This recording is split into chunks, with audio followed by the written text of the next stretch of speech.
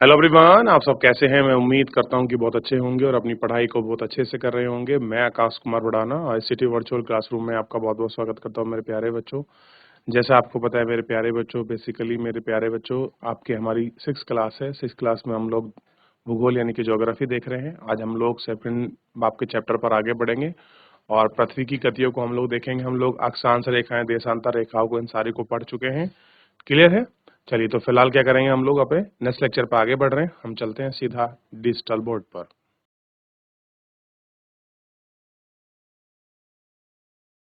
चलिए, देख लिया। चैप्टर नंबर 3 आपके सामने है। पहले चैप्टर में हमने सौर मंडल, सौर परिवार को पढ़ा। दूसरे में हमने ग्लोब को पढ़ा, अक्षांश और देशांतर रेखाओं को पढ़ा। अब हम चैप्टर नंबर 3 के अंदर पृथ्वी की गतियों को पढ़ रहे हैं।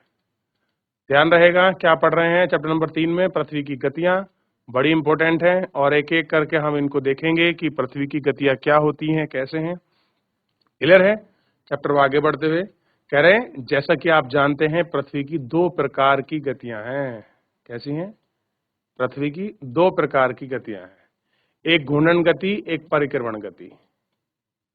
कैसी गति है? एक घूर्णन गति है, एक आपका परिक्रमण गति है। क्लियर है।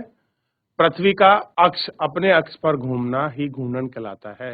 यानी कि पृथ्वी का अपने अक्ष पर घूमना ही घूर्णन है। तो कोई आपसे पूछ ले कि घूर्णन क्या है, तो आप कंफ्यूज ना होगे, तुरंत आंसर देंगे कि भैया घूर्णन जो है अपने पृथ्वी का अपने अक्ष पर घूमना ही घूर्णन है। क्लियर है। क्या है? पृथ्वी का अपने अक्ष पर घूमना। अच्छा, मैंने पिछले चैप्टर में आपको अक्ष बताया था।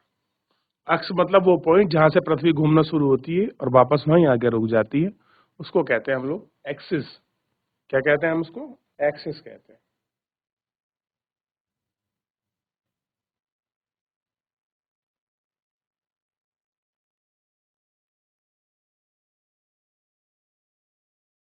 देख लिया। अब देखिए, एक्सिस वह पॉइंट होता है जिस बिंदु से वो घूमना प्रारंभ करती है और अंत में उसी पर आ जाती है। सूर्य के चारों ओर एक स्थिर कक्ष में पृथ्वी की गति को परिक्रम कहते हैं। ध्यान रखना है, बिल्कुल शब्दों का चयन सही होना चाहिए और पता होना चाहिए क्या कह रहे हैं। देखिए, क्या है? सूर्य के चारों ओर एक स्थिर कक्ष में पृथ्वी को परिक्रमण कहते हैं। कैसा है उसका? एक स्थिर है, और स्थिर के साथ कैसा है उसका? एक फिक्स। क्या है? आपका परिक्रमण है, यानी कि जिस पथ पे वो घूमती है। अभी हम लोग उसको भी देखेंगे, घूमती कैसे और कैसे आपका ऋतु आपकी परिवर्तन होती है और कैसे आपका मौसम बदलता है, कैसे गर्मी और सर्दी आती, ये सब कॉन्सेप्ट इसी चैप्टर से जुड़े हुए हैं। तो बिल्कुल भी कंफ्यूज ना हो, आगे बढ़ेंगे। तो पहली बात, तो आपको दो चीज बिल्कुल क्लियर होनी चाहिए, घूर्णन क्या है और परिक्रमण क्या है। घूर्णन का मतलब पृथ्वी का अपने अक्ष पर घूमना घूर्णन है, और सूर्य के चारों ओर चक्कर लगाना पृथ्वी का परिक्रमण है। इन दोनों परिभाषाओं को, दोनों शब्दों को उनके सामने उनकी व्याख्या करके लिखिए। मैं आपसे पूछता हूँ घूर्णन क्या है, तो आप कहेंगे पृथ्वी का अपने अक्ष पर घूमना ही घूर्णन है। मैं कहूं कि परिक्रमण क्या है? ठीक। रिवोल्यूशनल क्या है? ठीक। जब परिक्रमण का मतलब जब पृथ्वी सूर्य के चारों तरफ आपका चक्कर लगाती है, उसी को हम क्या कहते हैं? परिक्रमण।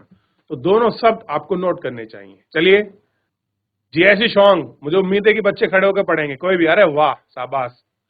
जैसा कि जैसा कि आप जानते हैं कि पृथ्वी की नाम गति बताओ दो पहले आप प्रकार अपना। की है। नाम बताओ बेटा कमलेश अपना पहले आप। मेरा नाम कमलेश जोशी है। मैं कमलेश क्लास जोशी 6th जी। में पढ़ता हूँ। अरे वाह, आप बीच में आइए सेंट्रल में, ताकि आपका चेहरा सब बच्चों को दिखाई दे और पता लगे कि कमलेश जोशी पढ़ रहे हैं चैप्टर को। मैं अभी आप भी दिखाई दोगे अपने आप को टीवी स्क्रीन पर। चलिए, अब आप पढ़ सकते हैं, आराम आराम से पढ़ेंगे।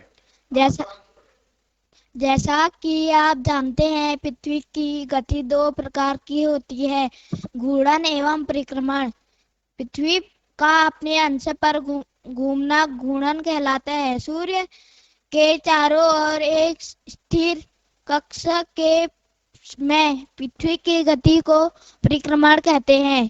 पृथ्वी का अंश एक काल्पनिक रेखा है जो इसके कक्षीय सतह से 86 66.5 हाफ। 66 का अंश का कोण बनाती है। वह समतल जो कक्ष के द्वारा बनाया जाता है उसे कक्षीय समतल कहते हैं। पृथ्वी सूर्य से प्रकाश प्राप्त करती है।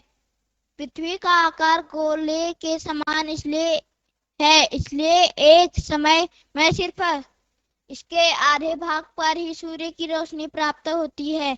चित्र 3.2 सूर्य की ओर वाले भाग में दिन होता है, जबकि दूसरा भाग जो सूर्य के दूर होता है वहां रात होती है। ग्लोब पर वह वृत्त जो दिन तथा रात को विभाजित करता है उसे प्रतिदीप्त वृत्त कहते हैं।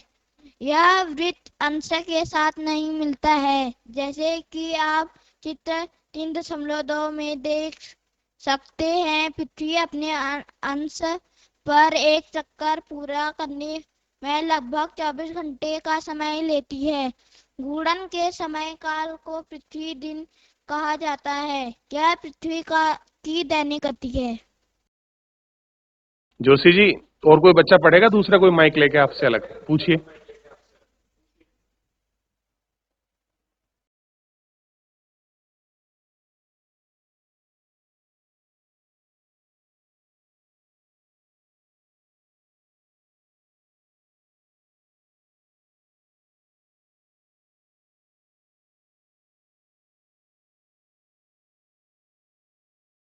मेरा नाम मयंक ठीक है। सियाधानिक है।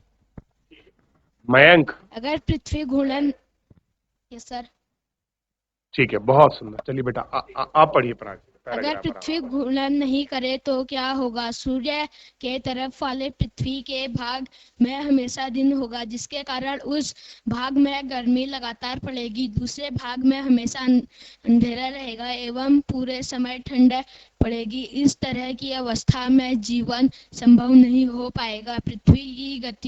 पृथ्वी की दूसरी गति जो सूर्य के चारों ओर कक्ष में होती है उसे परिक्रमण कहा जाता है। पृथ्वी एक वर्ष या 365 दिन में सूर्य का एक चक्कर लगाती है। हम लोग एक वर्ष 365 दिन काम मनाते हैं तथा सुविधा के लिए 6 घंटे में इसमें नहीं जोड़ते हैं।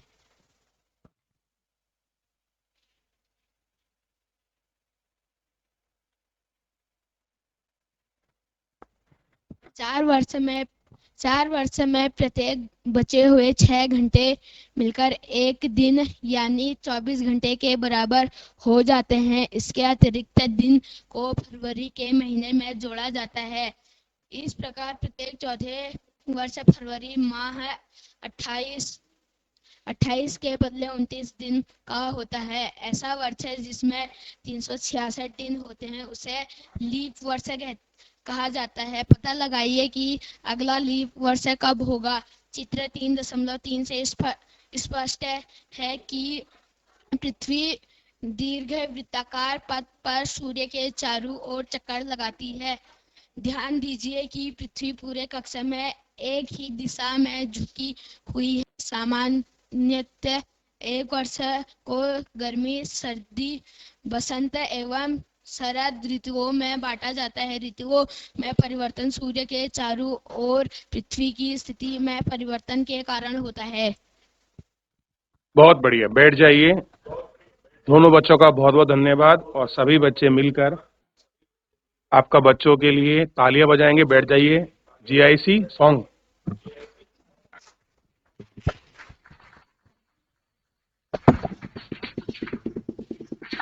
दोबारा बजाएंगे सब एक बार। बहुत बढ़िया, बहुत अच्छे। ऐसे ही पढ़ेंगे सब लोग। मैं उम्मीद करूंगा जैसे आप लोग पढ़ रहे हैं आज क्लास को और स्कूल के बच्चे भी पढ़ेंगे।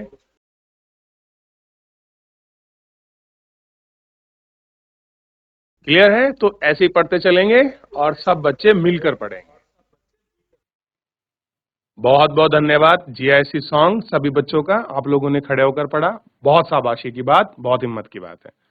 चलिए अब थोड़ा सा हम समझते चलेंगे, पढ़ते चलेंगे, ताकि हमको क्लियर होता चले कि जो हमने थ्योरी पढ़ी है आखिर में वो है कैसा। ठीक है, चलिए। तो आपने दो गतियों को आपने स्पेशली देख लिया। एक तो आपने ये पढ़ लिया कि भाई घूर्णन क्या है, क्लियर है, और घूर्णन के साथ आपने ये भी पढ़ लिया कि परिक्रमण काल क्या होता है, क्लियर है। दोनों चीजें आपको क्लियर हो गई होंगी अच्छे से। ठीक, तो एक का अपने अक्ष पर घूमना, एक का सूर्य के चारों ओर चक्कर लगाना, क्लियर है।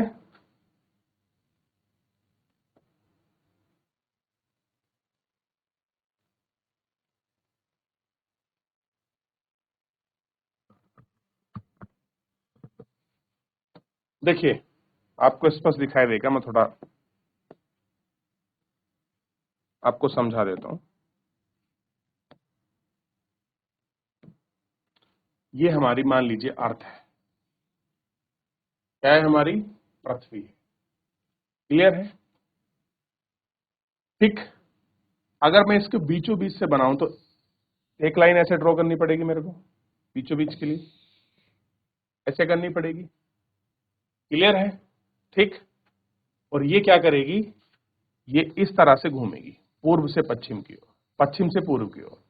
कैसे घूमेगी, ऐसे राउंड करेगी। ये मैं आपको बाहर इसलिए दिखा रहा हूं ताकि आप समझ सके। तो पृथ्वी कैसे घूम रही है, तो ध्यान रखिए, पश्चिम से आपकी पूर्व दिशा में, पश्चिम से पूर्व दिशा में घूम रही है हमारी पृथ्वी, क्लियर है, इतना ध्यान रहेगा।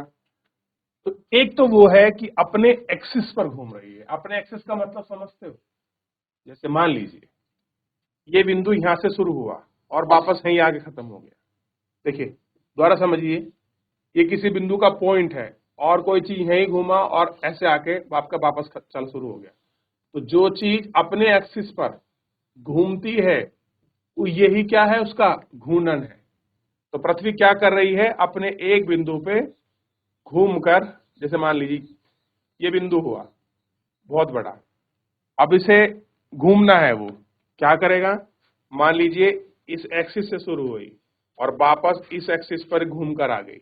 तो कितना समय लिया इसने, ये लिए 24 आवर, यानी कि 24 घंटे लिए। तो ये तो वो कंडीशन है जब पृथ्वी क्या कर रही है, घूर्णन कर रही है। और मेरे प्यारे बच्चों, आप जानते हैं कि घूर्णन क्या है, पृथ्वी का अपने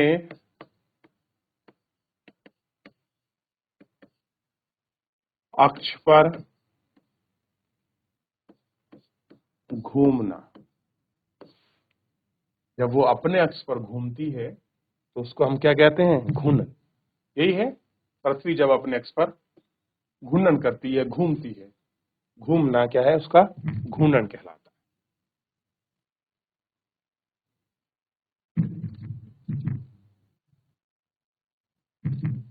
क्लियर है, तो आपको घूर्णन समझ आया। अच्छा, एक है जो हम देख रहे हैं, परिक्रमण। परिक्रमण ये क्या होता है भाई, परि, अब जैसे आप इसको देखेंगे दो शब्द हैं, परि का मतलब क्या हुआ, चारों ओर, क्रमण मतलब चक्कर लगाना। अब देख लीजिए, मैं आपको समझाने का प्रयास करता हूं थोड़ा सा ताकि आपको समझ आए। अब मान लीजिए ये हमारा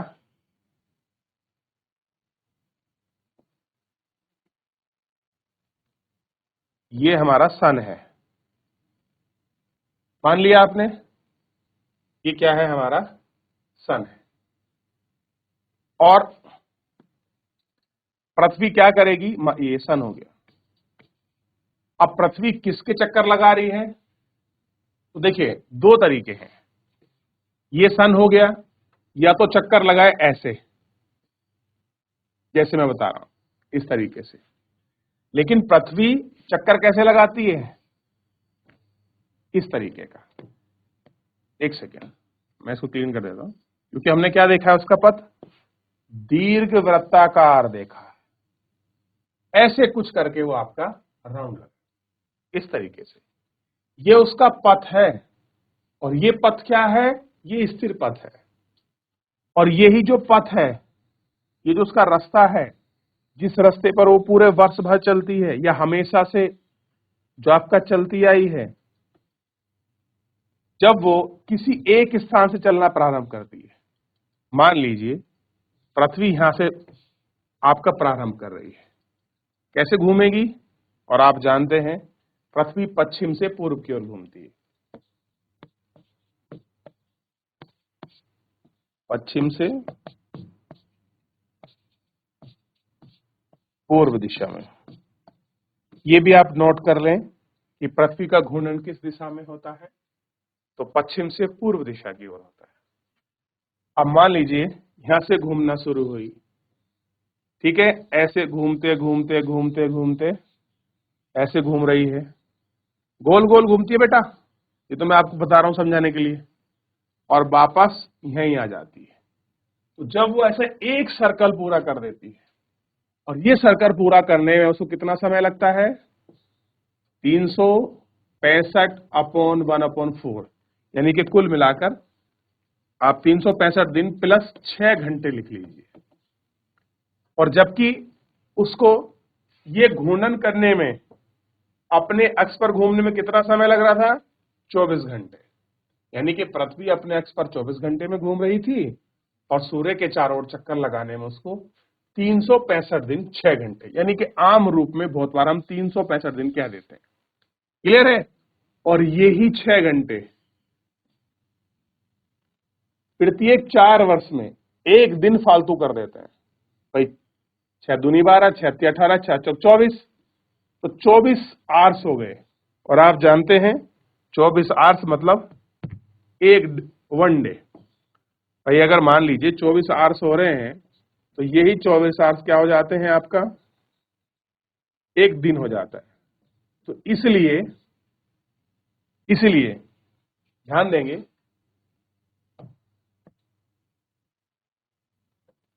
आप देखते होंगे प्रत्येक 4 वर्ष के बाद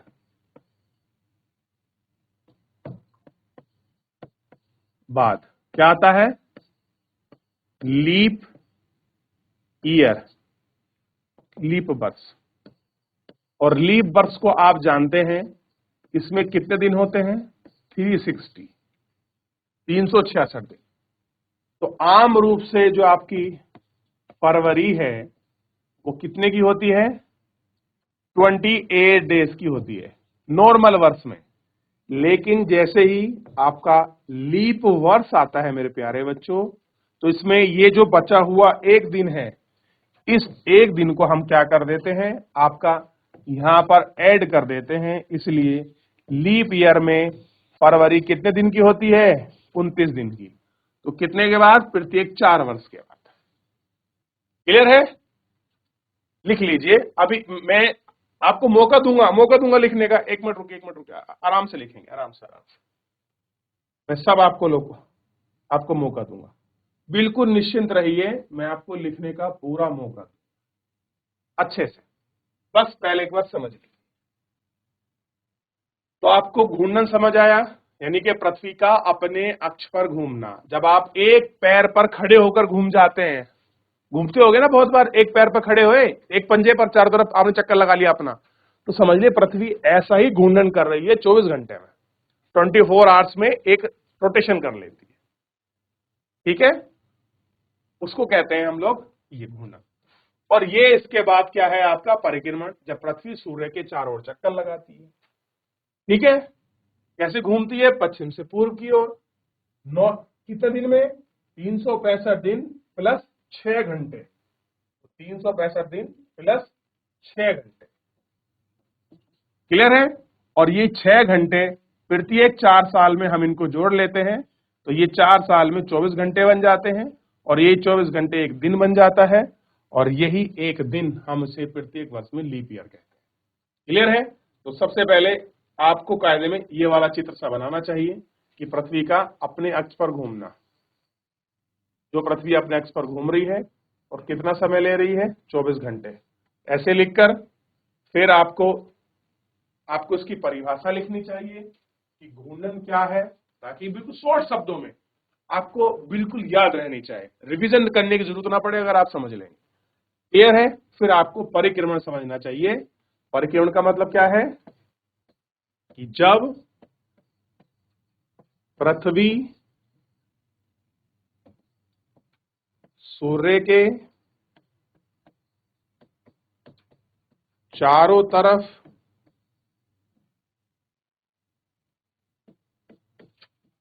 घूमती है तो उसे परिक्रमण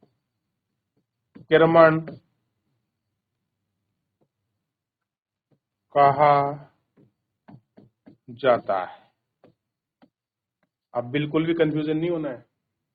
करिए, लिखिए। जल्दबाजी कुछ नहीं, आराम से नोट करें।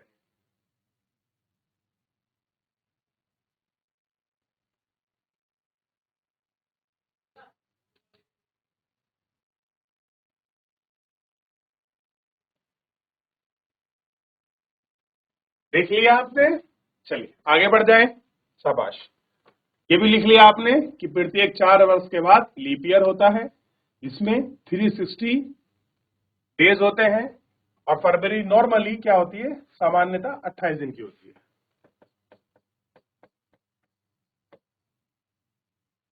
क्लियर है? लेकिन लीप वर्ष में कितने की होगी, आपका 29 की। अब आप मुझे बताइए अभी लीप वर्ष कौन सा रहा है। चलिए आप ढूंढ के आइए।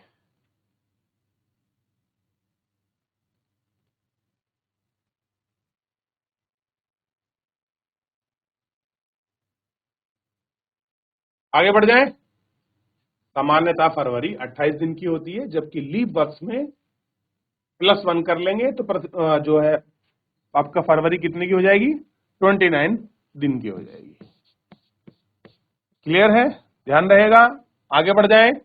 अगर आपने, चले पहले कॉपी कर रहे हैं कुछ बच्चे।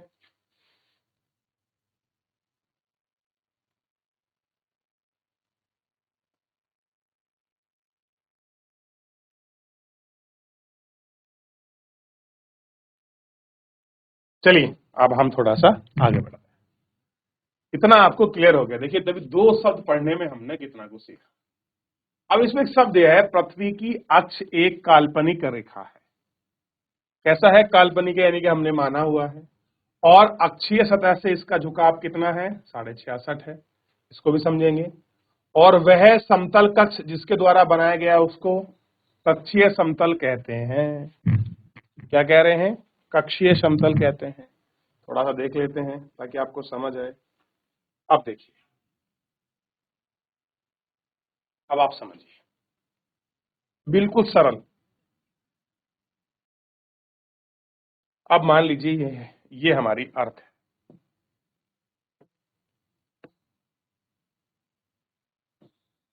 भाई यही तो है, अर्थ है, ठीक।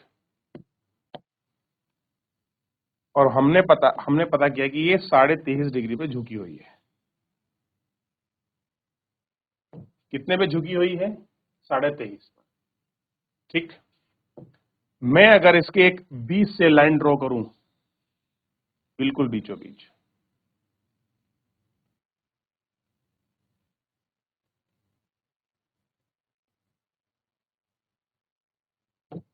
देख लिया, ये कैसा है, झुकाव है हल्का सा। अब देखिए पृथ्वी ऐसी,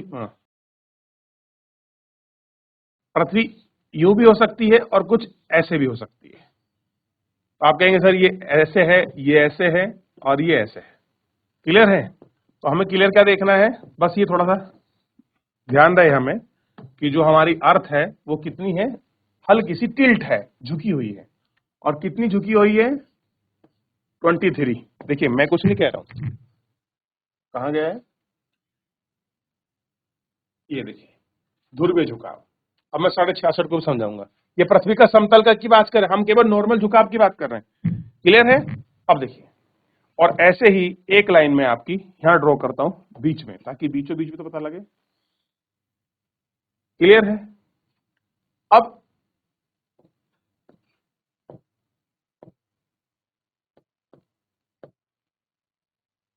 अब देखिए,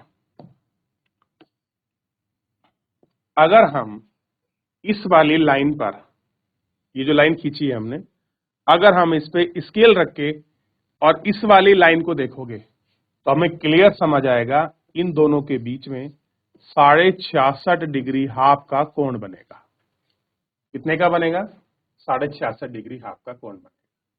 और अगर मैं यहां पर स्केल रख के देखूं, इसको देखूंगा तो ये कितना बनेगा? 23 हाफ का कोण बनेगा। कितने का बनेगा? 23.5 का। यह जगह कम दिख रही है इसलिए हम थोड़ा सा इसको बाहर लिख देंगे। तो कितने का बनेगा? 23 हाफ का। क्लियर है? ध्यान रहेगा ये। ठीक है इतना। अब देखिए, अब ये जो है ये तो इसका है अक्षीय झुकाव। ये क्या है? अक्षीय झुकाव। ठीक। और ये क्या है? पृथ्वी का कक्षीय समतल है। ठीक, कक्षीय समतल। तो ये क्या हुआ? अक्षीय।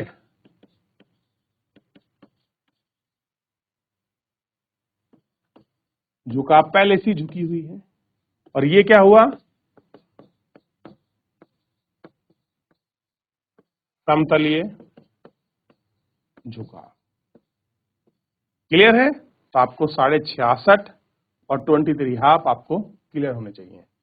एक क्वेश्चन बताया है कि पृथ्वी कितने डिग्री झुकी हुई है, तो ध्यान रखना है पृथ्वी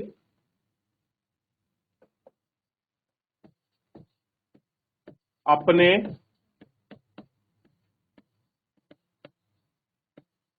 अक्ष पर 23 हाफ का झुकाव है और यही झुकाव हमारा मौसम परिवर्तन में भी हेल्पफुल है। क्लियर है? फटाफट लिखिए।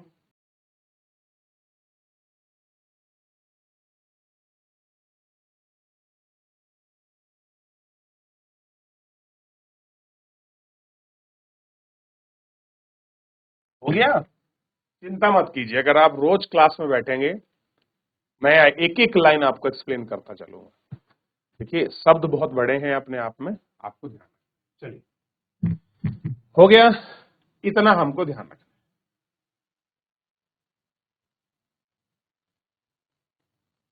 ठीक है, तो अभी चैप्टर में कुछ भी नहीं पढ़ा है। क्या पढ़ा? 2-4 चीजें पढ़ी हैं अभी हमने मात्र। भाई क्या पढ़ लिया? घूर्णन को पढ़ा, परिक्रमण को पढ़ा, समतल कक्ष को पढ़ा, ये पढ़ा और पृथ्वी का झुकाव पढ़ा। इससे आगे तो हम बढ़ ही नहीं पाए आज।